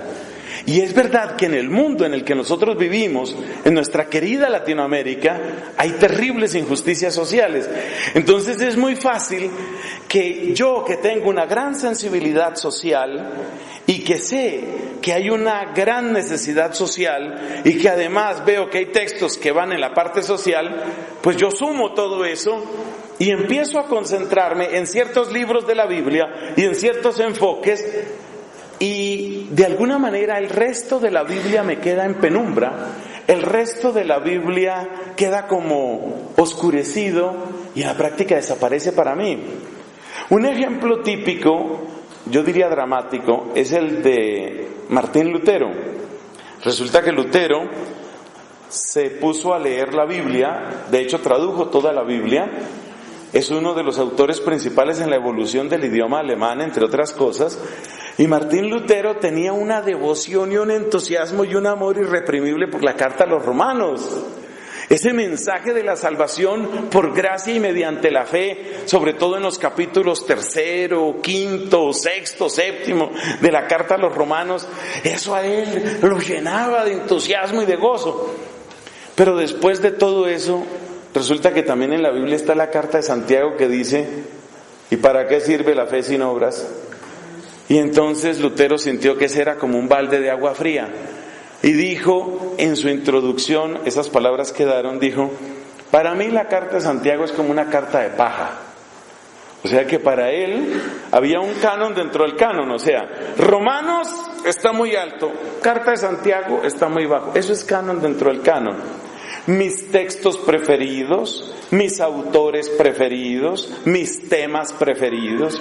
Entonces hay personas, y es muy natural que eso nos pasa a todos, hay quienes se obsesionan por el tema de la oración, todo lo que sea oración, otros es la justicia social, otros será la liturgia, otros solo ven el problema sexual y familiar y no tienen otra cosa que hablar. Ustedes saben la historia de aquel padre que solo predicaba de la confesión, ese chiste es muy viejo. Si usted se sabe ese chiste, no lo he hecho, pero si no se lo sabe, toca echarlo. Bueno, este era un padre que solo hablaba de la confesión y todo lo llevaba a la confesión, hasta que llegó el día en el que era la fiesta de San José. La gente asistió masivamente a la iglesia porque dijeron, bueno, hoy por fin vamos a oír otra cosa. Y dijo el padre, bueno, ustedes saben que San José fue carpintero, indudablemente tuvo que haber hecho algún confesionario. Y por eso hoy vamos a hablar de la confesión. Uno tiene sus temas que le fascinan, ¿no? Los temas que le fascinan. Y eso se ve cuando uno lee mucho unos determinados autores, sobre todo uno va llegando a una edad, yo no sé si ya llegué a esa edad, uno de los problemas es que esto es como traspasar el horizonte de eventos de un agujero negro, uno no se da cuenta si ya lo pasó o no. Entonces así pasa con esto, yo no sé si ya pasé la edad en la que uno empieza a repetir los cuentos. El hecho es que el depósito de la fe es más amplio que mis gustos, es más amplio que el contexto inmediato de mis parientes, de mis amigos y de mi entorno social. Una de las verdaderas señales de un predicador es que busca el depósito de la fe no desde sus intereses, no desde sus conveniencias, no simplemente como apoyo a sus teorías, sino busca lo que Dios ha revelado porque Dios lo ha revelado, porque Dios es bueno, porque Dios es verdadero, porque Dios es santo. Entonces, para mí, siguiendo la luz que nos da el Papa Benedicto, para mí la primera y principal referencia en esto es la misma Biblia. En la misma Biblia, pregúntate cuáles son los libros que nunca lees. Seguramente ahí están mensajes que no te han interesado nunca porque no coinciden con tus intereses. Pero una buena preparación intelectual me lleva al conjunto del depósito de la fe. A mí me aterra la ignorancia que tenemos los católicos en muchas cosas de la Biblia. Es lamentable. A mí me aterra la ignorancia que tenemos en otros campos de nuestra fe, por ejemplo en los santos. Esa versión tan utilitaria, tan disminuida y tan miope que tenemos de los santos. Tomar, por ejemplo, a un genio, porque era un genio intelectualmente hablando, y un predicador como pocos, San Antonio de Padua, y convertirlo simplemente en un buscador de maridos. Hombre, eso es demasiada miopía, eso es demasiada tristeza, eso es no saber lo que es la riqueza de Dios. ¿Cómo es que tantos católicos ignoran, no se puede decir olímpicamente, sino culpablemente, ignoran los inmensos tesoros que están en los padres de la iglesia? ¿Por qué tantos católicos se fruncen cuando uno dice, bueno, eso ustedes lo recordarán por las homilías de Pedro Crisólogo? Sí, claro, Pedro, claro, tuvo que haber sido Pedro Crisólogo. Indudablemente, porque claramente no fue San Cirilo de Jerusalén. Si no fue San Cirilo de Jerusalén, ni fue tampoco Policarpo de Esmirna, tuvo que haber sido Pedro Crisólogo. Esa ignorancia nuestra sobre los autores antiguos demuestra un absoluto desinterés por nuestra casa. Nuestra casa es la iglesia.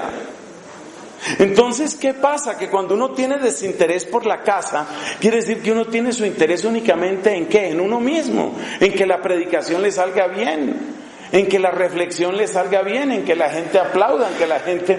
Pero y todos estos autores, una de las cosas bellas que yo le admiro a nuestro actual provincial es que este hombre desde hace años, no de hace poco, desde hace años, ha cultivado un inmenso amor por los padres de la iglesia, por todos estos personajes.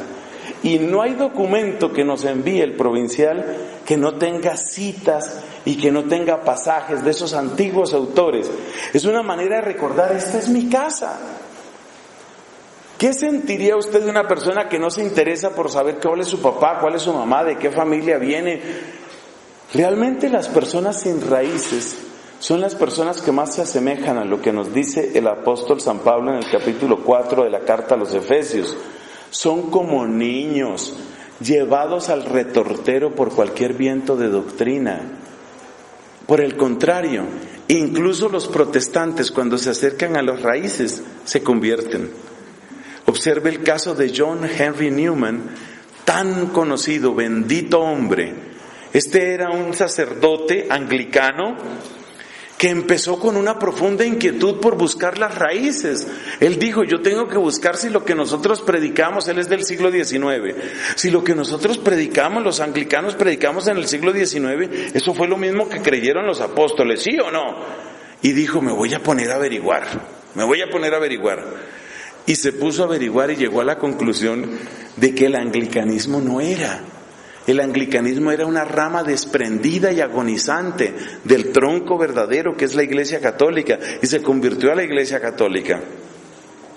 Entonces, primera cualidad intelectual de un verdadero predicador: amor, interés y tiempo por el conjunto del depósito de la fe. ¿Cómo es eso de que la mayor parte de los católicos solo saben que el derecho canónico existe cuando van a divorciarse? Padre, yo vengo a divorciarme. En la iglesia no hay divorcio. Entonces, ¿cómo se llama? Declaración de nulidad. Padre, yo vengo a anular, que no hay anulación en el matrimonio católico. Declaración de nulidad. ¿Y qué es la declaración de nulidad? Entonces, ahí empiezan a enterarse de qué es el derecho canónico. La iglesia no es tu casa. Si tal vez para la gente más sencilla estas cosas permanecen ocultas, yo pienso que nosotros, todos nosotros, los que somos predicadores y predicadoras, tenemos que tener este amor para que la gente se sienta en casa. Lo mismo vale para la historia de la iglesia. Usted sabe que una de las decisiones más bonitas de Angelo Roncalli, conocido como Juan 23, fue tomar ese nombre, Juan 23. Una de las razones por las que él tomó el nombre Juan 23 fue para limpiar ese nombre. ¿Cómo así? ¿Por qué? ¿Por qué quería limpiar ese nombre? ¿Que se había ensuciado o qué? Sí, ese era un nombre sucio. Porque resulta que en el siglo XIV hubo un papa llamado Juan 22. Pero en el mismo siglo XIV se dio un cisma, se dio una división entre un papa que estaba en Roma y otro papa que estaba en la ciudad francesa de Aviñón. Y resulta que uno de los papas de Aviñón tomó el nombre de Juan, y entonces se convirtió en el papa, pero no era verdadero papa, Papa Juan 23. A esos que tomaron el nombre de papas sin ser papas se les llama antipapas. Entonces hay un antipapa Juan 23. Cuando Angelo Giuseppe Roncalli subió, si hay que decir ese término, al trono de Pedro, a la sede de Pedro, asumió como nombre el de un antipapa, Juan 23, para que quedara limpio para siempre ese nombre, porque ya nadie había querido llamarse Juan, después de que a finales del siglo XIV y comienzos del siglo XV había habido un antipapa, Juan 23, nadie quería ese nombre. Pues Juan 23 tomó el nombre proscrito, lo tomó para limpiarlo.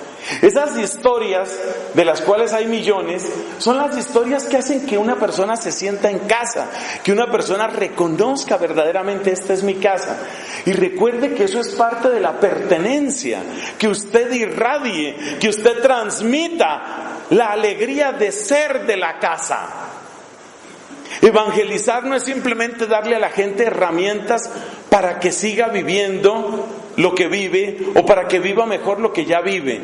Evangelizar es llevar a la persona a casa, reunir a los hijos de Dios dispersos, dice Jesús. Esa es la evangelización, reunir a los hijos de Dios dispersos. Entonces, para eso hay que llevar a la gente a casa. Primera característica intelectual: interés, amor y tiempo por el conjunto del depósito de la fe. Segunda característica, claridad sobre razón y fe. ¿En qué sentido? ¿Para qué sirve la razón dentro de la predicación? Nos enseña Santo Tomás de Aquino, y les invito a que apunten estos 3 elementos, los 3 servicios que presta la razón a la fe, según Santo Tomás de Aquino. El primer servicio y el más importante es vencer las objeciones que se presentan contra el depósito de la fe. Esa es la primera función que cumple la razón con respecto a la fe. Entonces la gente trae sus objeciones y la gente trae sus razones sobre lo que se supone que va en contra de la fe. Necesitamos tener una gran claridad racional, o sea, necesitamos capacidad argumentativa para mostrar en dónde fallan las objeciones contra la fe. Esa es otra manera de describir ese primer punto. Tener claridad argumentativa sobre dónde fallan las objeciones contra la fe. Se lo repito por última vez. Tener claridad argumentativa sobre dónde fallan las objeciones contra la fe. Segundo, según Santo Tomás de Aquino, lo segundo para lo que funciona la razón dentro de la fe es para ordenar el contenido de la fe. Así, por ejemplo, la Suma Teológica escrita por el mismo Santo Tomás no pretende inventarse nada. No es una obra de creación literaria o de creación mística. Lo que pretende Santo Tomás con la Suma Teológica es exponer de una manera ordenada, darle orden a la exposición de la fe. Y esto, por supuesto, es útil porque, según explica el mismo Santo Tomás, evita la saturación, el cansancio, la repetición, y más bien asegura que la enseñanza sea grata hasta donde puede serlo. En tercer lugar, la razón ayuda para que la exposición de la fe sea completa, es decir, para preguntarnos sobre aquello que no comprendemos completamente o para preguntarnos sobre aquello que no hemos estudiado. La pregunta racional tiene una función importante dentro de la fe. La pregunta no es enemiga de la fe. La pregunta abre una mayor profundidad en la comprensión de la fe. San Anselmo de Canterbury describe la teología como la fe que quiere entender. Entonces, la razón tiene esas tres funciones con respecto a la fe. Defiende de las objeciones, ordena el contenido y nos ayuda a completar, nos ayuda a profundizar, nos ayuda a dirigirnos hacia lo que no entendemos todavía.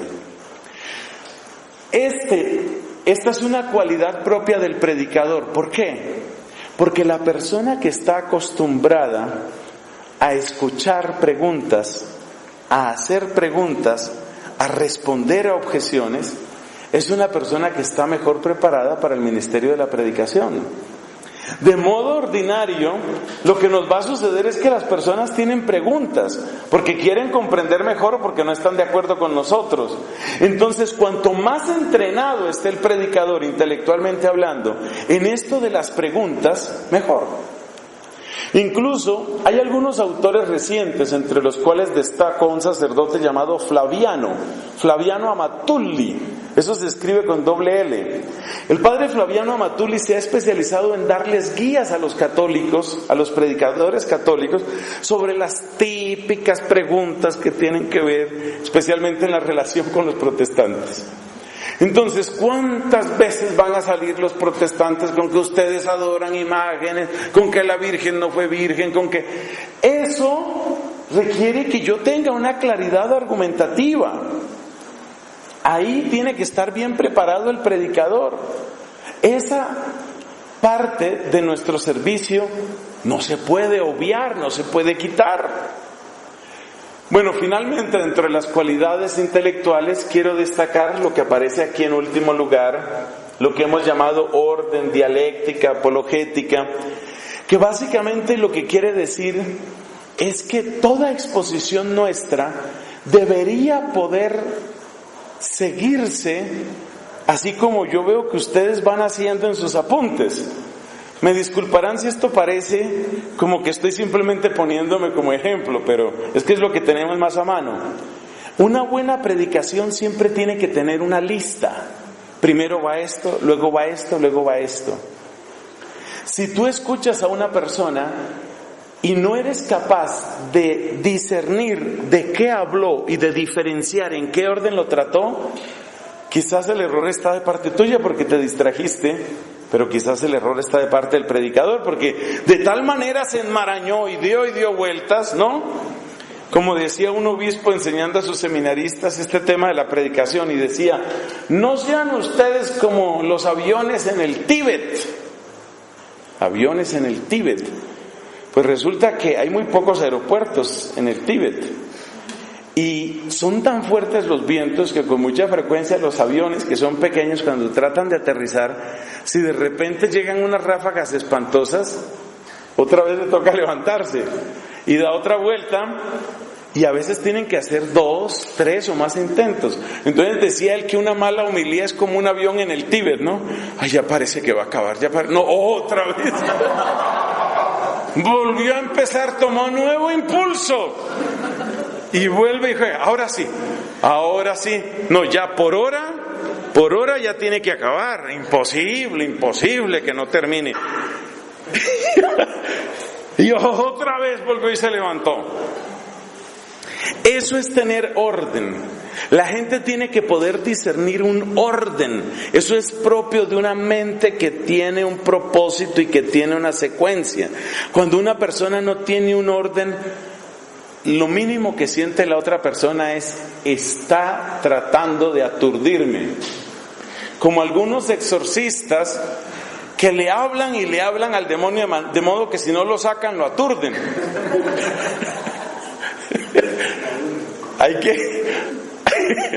Hay que evitar esos extremos. Por último, características físicas y psicológicas. Desde el punto de vista psicológico, la característica más necesaria, además de lo que ya hemos dicho de las virtudes, es la palabra descentramiento. Un buen predicador es como Juan Bautista. Conviene que él, o sea, ¿quién? Cristo, crezca y que yo disminuya. El defecto número 1, el defecto más pernicioso, el daño más grande que puede sufrir un predicador es el centramiento en sí mismo. No nos anunciamos a nosotros, dijo Pablo, sino a Cristo Jesús. Todo lo considero basura con tal de llegar al conocimiento de Cristo. Por Él lo perdí todo. Esos lenguajes, ¿de qué nos están hablando? De esta característica. El descentramiento tiene un nombre muy bonito en la Biblia, se llama anhelo de la gloria de Dios. Es decir, que psicológicamente hablando hay una especie de traducción de esa consigna teológica. La teología nos dice que cuando vayamos a predicar tenemos que buscar que Dios se glorifique. Eso dice la teología, eso dice la espiritualidad. ¿Eso cómo se llama psicológicamente hablando? Descentramiento. Mi centro no está en mí. Mi centro está, teológicamente hablando, en la gloria divina, y socialmente hablando, mi centro está ¿dónde? Está en el bien de las personas que me escuchan. ¿Qué puedo hacer para construir bien en estas personas? ¿Qué puedo hacer para construir bien en esta asamblea? Quizás le estamos predicando a una sola persona. Una conversación bien llevada es también una predicación. Pues ahí también se necesita descentramiento. Es hermoso pensar que todo lo nuestro, si de verdad amamos a Jesús, todo lo nuestro se vuelve descentramiento. En el capítulo 1 de la primera carta a Timoteo, el apóstol San Pablo cuenta algo de su testimonio, ¿no? Y dice Pablo dice Pablo, fui blasfemo y furioso perseguidor. Y dice, pero Dios se compadeció de mí porque obré con arrogancia en el tiempo de mi ignorancia. ¿Por qué habla Pablo de sí mismo? Porque es útil para llevar a otros a la confianza y a la conversión. Por eso en ese mismo capítulo dice Pablo esta frase: afirmación verdadera y digna de todo crédito es esta, que Dios vino al mundo por los pecadores y yo soy el primero. Entonces uno se da cuenta que la razón por la que él habló de sí mismo fue solamente una. Él habló de sí mismo porque eso era útil como descentramiento. O sea, a pesar de que hablaba de sí, en realidad el protagonista no era él, era Cristo. De lo que se trataba era de mostrar a Cristo. Incluso cuando habla de Pablo, Pablo no está centrado en Pablo. ¿Qué tal ese trabalenguas? Cuando habla de Pablo, Pablo no está centrado en Pablo, está centrado en Cristo. Eso es descentramiento y es la cualidad psicológica más importante. Y es la cualidad que le va a dar a las personas la libertad para encontrarse también con ese Cristo. Porque el objetivo nuestro como mensajeros, como misioneros, como catequistas, el principal objetivo nuestro es que la gente se adhiera a Él, no a nosotros. Ni siquiera el movimiento al que nosotros pertenecemos. Hay personas que equiparan tanto su movimiento eclesial con la Iglesia de Cristo que parece que si no te vuelves neocatecumenal, no, más o menos se logró conversión, pero no fue gran cosa. Si no logré que entrara al Opus Dei, pues sí, ahí algo hizo, pero realmente no era lo que se quería. Y resulta que el descentramiento finalmente es Cristo. Es que se centren en Cristo. Puede que pertenezca a mi familia espiritual o puede que no. Yo viví el descentramiento de un modo dramático cuando mi sobrino empezó con la idea de ser sacerdote y claro, yo qué quería, que fuera dominico. Pero vino él con la peregrina idea de que no, agustino, que quería ser agustino. Bueno, después de una crisis inicial, el Señor me ayudó en el descentramiento. Si ese es su camino, si ahí va a ser bien, si ese es su lugar, está bien. Lo importante es esa unión con Cristo Jesús. No olvidemos finalmente la preparación técnica. Bueno, este avión ya casi va a aterrizar. No olvidemos la preparación técnica. La preparación técnica, ¿qué es?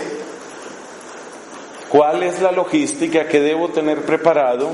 ¿Y cuáles han de ser mis características inmediatas para poder llevar la predicación? Dentro de las características técnicas, las principales son las que tienen que ver con el manejo del tema, con el manejo de la presencia y con el manejo de la voz. Manejo del tema, hay que tener dominio del tema. Entonces hay que utilizar normalmente una hoja de apuntes, normalmente. A veces la memoria es suficiente y no se necesita. Algunas personas llevan todo escrito, creo que no es buena idea, salvo que sea un discurso particularmente solemne que va a ser repetido, más o menos como cuando el Papa habla. Si el Papa va a hablar en la ONU, pues realmente uno espera que va a llevar algo escrito. La improvisación tal vez no es la mejor idea ahí, aunque todo puede suceder. Entonces, en la parte temática hay que tener una preparación, hay que tener un dominio del tema, hay que saber manejar cuáles son las objeciones principales, hay que manejar el tiempo, no sea que a uno se le pase el tiempo, que es una cosa muy desagradable. Entonces el tema, el segundo, ¿cuál es? La presencia. La presencia, lo del aspecto tiene que ver. El criterio general para manejar la presencia física es este. Hay dos criterios principales para la presencia física, la presentación suya. El primero es, preséntese usted como usted es. Por eso, de modo ordinario, yo me presento con el hábito que me identifica como sacerdote dominico. Habrá alguna ocasión en que no ha sucedido así. Por ejemplo, porque no me llegó una maleta a un aeropuerto, eso fue muy simpático. Pero, de modo ordinario, usted preséntese como lo que usted es. Y en segundo lugar, no utilice nada en su atuendo o en su vestido que distraiga de su objetivo como predicador o como predicadora. Entonces, un maquillaje excesivo, unas joyas muy costosas, una falda demasiado alta, un vestido que se ve que vale no sé cuántos millones, un peinado exótico, un tatuaje que ocupa prácticamente todo el escenario, son cosas que van a dañar su predicación, porque usted lo que no quiere es introducir ruido. Entonces su presentación personal debe ser lo menos ruidosa posible, de manera que el mensaje tenga el mayor volumen posible. Si usted se presenta con una cresta de gallo, por ejemplo, es posible que en el encuentro de Harley Davidson, o como se llame, anual, eso lo haga muy popular. Pero hay muchas personas que van a quedar tan distraídas con su cresta de gallo que van a hacer que el mensaje realmente no funcione. O sea que el criterio principal en la presencia es doble. Primero, me presento como lo que soy. Y segundo, no distraigo, no distraer. Lo que pueda distraer por exótico, por extraño, por costoso, por falta de pudor, sale completamente. El tercer elemento en la preparación técnica, dijimos que era el tema, la presencia, y lo otro es la voz. El cultivo de la voz es un asunto que también puede hacerse. El criterio general, ¿cuál es? Usted debe estar entrenado para hablar más de 1 hora y media sin que haya ningún inconveniente. Segundo, o sea, usted debe tener resistencia. Tenga resistencia. La resistencia, ¿cómo se cultiva? Por ejemplo, si usted es casado, regañando. No, ese no es un buen consejo. Si usted... La resistencia se cultiva a medida que usted va realizando distintas obras, y en esas distintas obras y misiones usted va viendo cuál es su límite, porque también hay límites físicos. Pero debe estar preparado para más tiempo del que va a necesitar. Es lo que quiero decir con lo de la 1 hora y media. Porque hay algo que también es ruido. Cuando una persona empieza a quedarse sin voz, o cuando uno empieza a ver que la persona realmente está despedazando, está destrozando su garganta ante nuestros ojos, entonces ya eso se convierte en un distractor. Y dijimos, lo único que usted no quiere es distracciones. Entonces tenga una voz resistente, entrénela, cuídela. El tono de voz hay que cambiarlo. Usted no puede estar todo el tiempo, es uno de los errores principales de los predicadores, y con el respeto para las damas, especialísimamente las señoras, las mujeres, se montan en un tono, arrancan, suben a 32,000 pies de altura como los jets y ahí se quedan. Eso golpea el tímpano y fatiga. Yo sé que el desafío es mayor para las mujeres. Hay estudios neurológicos sobre este punto que han mostrado que la voz femenina, tanto a hombres como a mujeres, tiende a fatigarlos más rápidamente que la voz masculina. No entremos en esos estudios dada la extensión de esta conferencia. Pero lo que sí les puedo decir es que de todas maneras hay que cambiar el tono, la expresividad, la velocidad. Usted no puede hablar todo el tiempo a máxima velocidad porque es muy difícil seguirle el hilo. Pero tampoco puede hablar como ciertas amistades que conocemos, que uno nunca sabe si ya terminaron, o si sigue, o si tal vez viene otro tema. Es muy fatigoso eso. El ritmo hay que cambiarlo, el tono hay que cambiarlo, de acuerdo con el tema, por supuesto. En general, como consejo, y que sea lo último en la preparación física, procure que su voz sea más baja. Tanto hombres como mujeres necesitamos bajar el tono de la voz. En ese sentido, cantar es un ejercicio interesante, porque cuando usted canta, usted tiene un tono en el que se siente cómodo cantando. Después de que usted haya cantado una melodía, canción, algo que le guste, en el tono que le queda cómodo, intente cantarlo más bajo. los ejercicios para bajar el tono de la voz. Es decir, bajar significa aquí no el volumen, sino la frecuencia, es decir, más grave. Esto es hablar a una determinada frecuencia, esto es hablar a una frecuencia un poco más baja, esta es una frecuencia más baja. Por supuesto, cuanto más baja es la frecuencia, se necesita mayor manejo de la respiración, porque cuando usted está hablando en un tono más bajo, usted está utilizando mayor cantidad de aire. En todo caso, trate de no llegar a un tono romántico. Tampoco es el tono, porque eso también existe, es que yo lo he visto. Hay gente que empieza, sobre todo en la parte exhortatoria, y no se te olvide, Jesús te ama. Jesús es el que te ama. Entonces, no hay que llegar a esos ultratonos, pero en general, tanto para los hombres como para las mujeres, bajar hacia los tonos graves es una buena idea, es una mejora. Bueno, ahí hemos hecho un recorrido sobre cualidades espirituales, intelectuales, físicas y psicológicas que ayudan para el ministerio de la predicación. Gloria al Padre, al Hijo y al Espíritu Santo.